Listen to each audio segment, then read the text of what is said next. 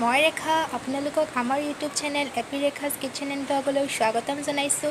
আজি আপোনালোকলৈ মই লৈ আহিছোঁ এটা টেষ্টি আৰু হেল্ডি বইল চিকেনৰ ৰেচিপি।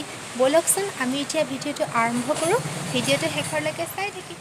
বইল চিকেনৰ বাবে মই লৈ লৈছোঁ এয়া চিকেন, এয়া লৈ লৈছোঁ কাটি লোৱা পিঁয়াজ আৰু জলকীয়া, এয়া হৈছে মান ধনিয়া, আদা নহৰু পেষ্ট অকণমান, আৰু মই কালাৰটোৰ কাৰণে ব্যৱহাৰ কৰিছোঁ এয়া ৰেড চিলি পাউডাৰ, আৰু এয়া অকণমান জালুকৰ গুড়ি, আৰু এয়া হৈছে জিৰা গুড়ি।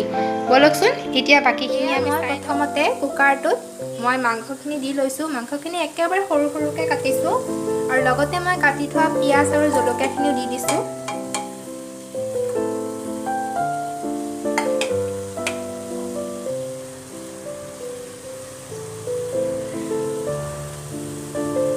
অকণমান আদা নহৰু দি দিছোঁ,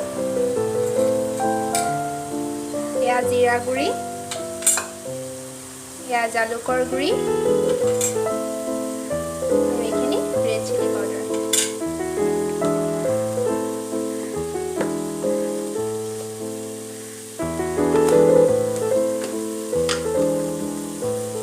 এতিয়া সোৱাদ অনুযায়ী নিমখটো দি দিব।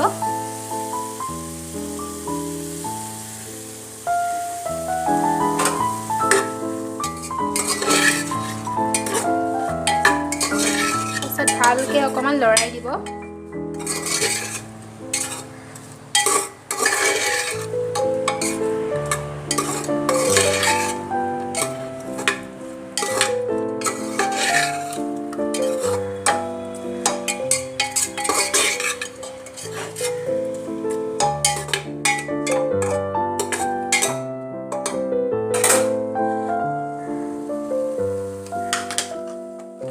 এতিয়া মই এইখিনি ঢাকন মাৰি চাৰিটামান মই হুইচেল মাৰিবলৈ এতিয়া দি দিম। এতিয়া ঢাকন লগাই এয়া মোৰ চিকেনখিনি বইল হৈ গ'ল। এতিয়া মই ইয়াত যিখিনি পানী ওলাই আছে সেইখিনি অকণমান শুকুৱাই ল'ম।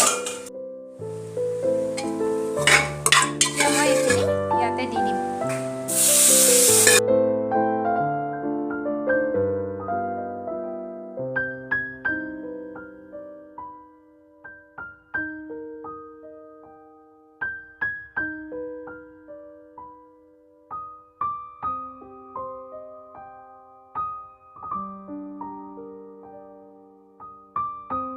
আছে সেই পানীখিনি মই এতিয়া শুকুৱাই পেলাম।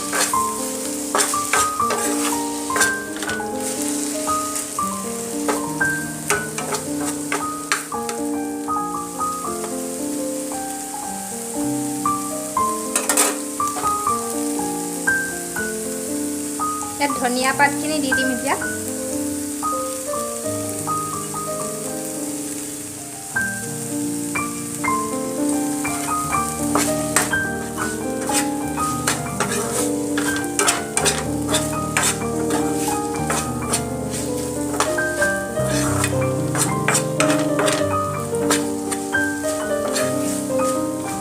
পানীখিনি শুকুৱালৈকে অকণমান ভাজি দিব।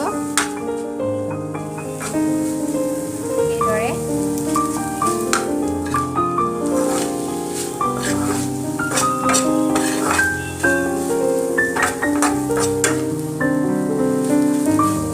এতিয়া শুকাই আহিছে, দেখিছে পানীখিনি ভালদৰে শুকাই গৈছে। এতিয়া এইখিনি নমাই দিব পৰা হৈ গৈছে। আৰু